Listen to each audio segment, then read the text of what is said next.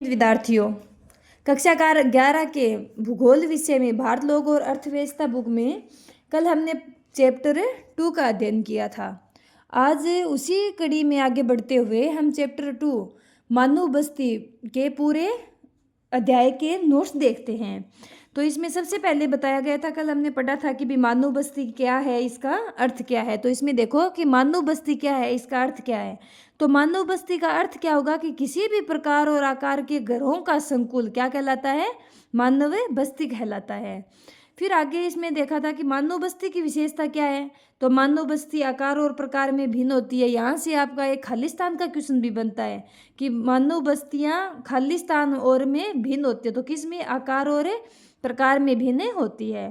फिर कि इनका फैलाव एक पल्ली से लेकर महानगर तक हो सकता है। पल्ली का मतलब छोटी बस्ती के रूप में। फिर बस्तियां छोटी और विरल रूप से लेकर बड़ी और संकुलित अवस्थिति भी हो सकती है। बस्तियों का आकार है वो छोटा भी हो सकता है और बड़ा भी हो सकता है। विरल रूप से अवस्थित छोटी बस्तियां जो कृषि अथवा अन्य प्राथमिक क्रियाकलापों में विशिष्टता प्राप्त कर लेती है, क्या कहलाती है, गांव कहलाती है। अभी गांव किसे कहते हैं तो इसकी डेफिनेशन हो गई। फिर कम किंतु बड़े अधिवास द्वितीय और तृतीय क्रियाकलापों में विशेषीकृत होते हैं, जो इन्हें नगरीय बस्ती कहा जाता है। इसे क्या कहते हैं, नगरीय बस्ती। फिर यहाँ से अच्छा क्वेश्चन बनता है भी ग्रामीण और नगरीय बस्तियों में अंतर स्पष्ट करें। तो 3 अंतर हैं कि ग्रामीण बस्तियाँ अपनी आधारभूत आवश्यकताओं की पूर्ति है वो भूमि आधारित मतलब कि कृषि से करती है, भी प्राथमिक क्रियाओं से करती है। और नगरीय बस्तियाँ हैं वो एक और तो कच्चे माल के प्रकरण एवं तैयार माल के विनिर्माण मतलब वस्तुओं का वापस निर्माण तथा दूसरी ओर विभिन्न प्रकार की सेवाओं पर निर्भर करती है। फिर अगली विशेषता है कि ग्रामीण बस्तियां नगरीय बस्तियों को कच्चा माल एवं खाद्य पदार्थ उपलब्ध करवाती है, जबकि नगरीय बस्तियां हैं वो वस्तुओं तथा सेवाएं न केवल अपने लिए उत्पन्न करती है बल्कि उन्हें ग्रामीण क्षेत्रों को भी प्रदान कर देती है। भी क्या कहा है कि ग्रामीण बस्तियां हैं ना वो तो कच्चा माल और खाद्य पदार्थ नगरीय बस्तियों को उपलब्ध करवाती है। फिर जो नगरीय बस्तियों में ना उस कच्चे माल को अच्छे माल में परिवर्तित करके उन्हें ग्रामीण बस्तियों को वापस भी प्रदान करती है। फिर आगे है विशेषता कि ग्रामीण एवं नगरीय बस्तियां सामाजिक संबंधों अभिवृत्ति एवं दृष्टिकोण से भी भिन्नता रखती है। ग्रामीण लोग है वो कम गतिशील होते हैं, अंत इनमें सामाजिक कि ग्रामीण लोग में सामाजिक संबंध है वो अधिक पाए जाते हैं, जबकि शहरों का जीवन जटिल होता है, वहाँ पे सामाजिक संबंध है वो औपचारिक या फिर दिखावटी होता है। भी ज़्यादा सामाजिक या फिर संबंध सामाजिकता देखे ना तो वो गाँवों में ज़्यादा पाई जाती है, ये बताया गया है इसमें। फिर है कि ग्रामीण बस्तियां छोटे आकार की तथा विखंडित होती है। ग्रामीण बस्तियों का आकार क्या होता है, आकार छोटा होता है। और नगरीय बस्तियों क्या होती है कि मुख्यतया गुच्छित तथा विशाल आकार की यहाँ से एक विशेषता समझ लो भी ग्रामीण बस्तियां तो छोटे आकार की होती है और नगरीय बस्तियां वो बड़े आकार या फिर विशाल आकार की होती है। फिर आगे अच्छा क्वेश्चन है कि ग्रामीण बस्तियों के कौन कौन से कारक हैं। तो कल बताया था हमने पाठ पढ़ा था तब कि ग्रामीण बस्तियों के 3 कारक हैं। एक तो भौतिक लक्षण, दूसरा सामाजिक और मानव जातीय, तीसरा है सुरक्षा संबंधी। भौतिक लक्षण में भूभाग की प्रकृति आएगी, जलवायु आएगी, जल की उपलब्धता आएगी। और सांस्कृतिक और मानव जातीय कारक में सामाजिक के बारे में बताएंगे, जिसमें जाति, धर्म या फिर सामाजिक संरचना। सुरक्षा संबंधी किससे सुरक्षा करेंगे, चोरियों और डकैतियों से सुरक्षा। भी ये अच्छा क्वेश्चन बनता है यहाँ पे, ठीक है। फिर आगे है कि ग्रामीण बस्तियों के कितने प्रकार हैं। कल हमने देखा था कि ग्रामीण बस्तियों के 4 प्रकार थे, गुच्छित, अर्धगुच्छित, पल्लीकृत और परिक्षिप्त। गुच्छित बस्तियों को संकुलित अथवा आकेंद्रित कहा जाता है। अर्धगुच्छित बस्तियों को विखंडित बस्ती कहा जाता है। फिर 2 पल्लीकृत और परिक्षिप्त। ये क्वेश्चन भी बन जाता है कि एकांकी बस्ती कौन सी बस्ती को कहा जाता है, तो फिर परिक्षिप्त बस्तियों को कहा जाता है।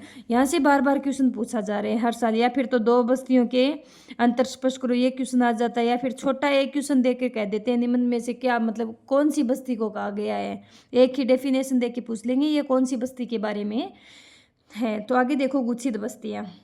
ये बस्तियां, गुच्छित बस्तियों के बारे में बताया कि ये बस्तियां घरों के एक सहन अथवा संकुचित रूप से निर्मित होती हैं। भी जो गुच्छित बस्तियां होती है ना वो घरों का एक संकुचित रूप होता है। फिर दूसरा इसकी विशेषता है कि घरों का संकुचित निर्मित क्षेत्र तथा इनके मध्य में मिलने वाले रास्ते या गलियां आयताकार, अरीय अथवा रेखीय प्रारूप या फिर आकृति प्रस्तुत। भी ये कहा गया कि इसके घरों का आकार कैसा होता है, आयताकार, अरीय और रेखीय होते हैं। फिर की गुच्छित बस्तियां है वो प्राय उपजाऊ जलोढ़ मैदानों में मिलती है। ये भी 3 विशेषता है। आगे देखो, अर्धगुच्छित बस्तियां। अर्धगुच्छित बस्तियों के बारे में बताया गया है कि ये बस्तियां किसी एकांकी बस्ती के किसी सीमित क्षेत्र में गुच्छित होने की प्रवृत्ति का परिणाम में होती है। दूसरा है कि सामान्यतः इस प्रकार की बस्ती है वो किसी बड़े सहत गांव के विखंडन के कारण भी क्या हो जाती है, निर्मित हो जाती है। फिर पल्लीकृत बस्ती के बारे में विशेषता देखो कि पल्लीकृत बस्ती है वो भौतिक रूप से एक दूसरे से पृथक बस्तियों को पल्लीकृत बस्तियां कहा जाता है। एक बार क्वेश्चन आया था कि निम्न में से कौन सी बस्ती को भौतिक रूप से एक दूसरे से पृथक बस्तियों को की डेफिनेशन या फिर विशेषता है, तो फिर पल्ली बस्ती की। यह क्वेश्चन भी बार बार आया हुआ है यहाँ से कि पल्ली बस्तियों को स्थानीय स्तर पर क्या कहा जाता है, पान्ना, पाड़ा, पाली, नगला या फिर डाणी कहा जाता है। ये क्वेश्चन घुमा घुमा के पूछ लें, कई बार नाम दे के पूछ लेते हैं कि किस बस्तियों के उपनाम में हैं, तो ये भी अच्छा क्वेश्चन है। फिर ये बस्तियां निम्न एवं मध्य गंगा के भी बताया गया है हर बस्ती के बारे में कि कौन सी बस्ती है वो कहाँ पाई जाती है आपकी, तो अभी ये भी याद करने वाला है। फिर देखो एकांकी बस्ती, भारत में प्रक्षिप्त अथवा इसी को प्रक्षिप्त बस्ती भी कहा जाता है एकांकी बस्ती को, कि भारत में प्रक्षिप्त अथवा एकांकी बस्ती प्रारूप है सुदूर जंगलों में एकांकी झोंपड़ियों अथवा कुछ झोंपड़ियों की पल्ली अथवा छोटी पहाड़ियों की डालों पर खेतों अथवा चरागाहों के रूप में दिखाई पड़ता है। ये क्वेश्चन आया था लास्ट ईयर कि सुदूर जंगलों में एकांकी झोंपड़ियों अथवा कुछ झोंपड़ियों की पल्ली बनाकर कौन सी बस्ती के लोग निवास करते हैं, तो फिर प्रक्षिप्त दिया हुआ था वहाँ पे, प्रक्षिप्त। फिर देखो यह बस्ती है वो मेघालय, उत्तराखंड, हिमाचल प्रदेश तथा केरल के अनेक भागों में पाई जाती है। फिर ये याद कर लेना, चारों बस्तियों के बारे में हो गया, चारों की विशेषता होगी, मेन इनके चारों के नाम याद रखना, छोटा क्वेश्चन आ जाता है तो। फिर है कि विकास के आधार पर भारतीय नगरों को कितने भागों में बांटा गया है, विकास के आधार पर भारतीय नगरों को 3 भागों में बांटा गया है, प्राचीन नगर, मध्यकालीन और आधुनिक नगर। इसमें बताया गया भी प्राचीन नगर कौन कौन से हैं, आधुनिक नगर कौन से हैं और मध्यकालीन नगर कौन से हैं। तो प्राचीन नगर वाराणसी, प्रयाग या फिर और पाटलिपुत्र है। फिर देखो आगे, एवं मदुरई आदि भारत के प्राचीन नगर हैं भी, ये याद कर लेना। मध्यकालीन नगर कौन कौन से होंगे, मध्यकालीन नगर जो लगभग 100 नगरों का इतिहास मध्यकाल से जुड़ा है। इसमें कौन कौन से नगर होंगे, दिल्ली, आगरा, जयपुर, लखनऊ, हैदराबाद और नागपुर। आधुनिक नगर जो आज के टाइम के नगर हैं वो शिमला, जमशेदपुर, पतन नगर में सूरत, गोवा, प्रशासनिक नगर में चंडीगढ़ आदि आधुनिक नगर होते हैं आपके। फिर आगे अच्छा क्वेश्चन है इसमें, नगरों का प्रकारात्मक कि कौन से प्रशासन शहर और नगर कौन कौन से होते हैं, तो दिल्ली, भोपाल, जयपुर, श्रीनगर, गंगानगर और चेन्नई ये आपके होते हैं प्रशासन नगर। फिर औद्योगिक नगर कौन कौन से होते हैं, औद्योगिक नगर कौन कौन से होंगे आपके, मुंबई, सेलम, जमशेदपुर, हुगली, भिलाई ये औद्योगिक नगर है। परिवहन नगर किसे कहते हैं, तो कौन कौन से होते हैं परिवहन, सभी नगरों के उदाहरण याद करना, कांडला, कोच्चि, विशाखापट्टनम ये आपके परिवहन नगर हैं। वाणिज्य नगर, यहाँ से क्वेश्चन आया है, एक बार तो यहाँ से पूछा था, 2 बार क्वेश्चन खनन नगर से बना हुआ है और 2-3 बार दिया, 2 बार ही गैरीसन नगर से। इन 3 से तो क्वेश्चन बने हुए हैं, आगे पता नहीं कौन से बनेंगे।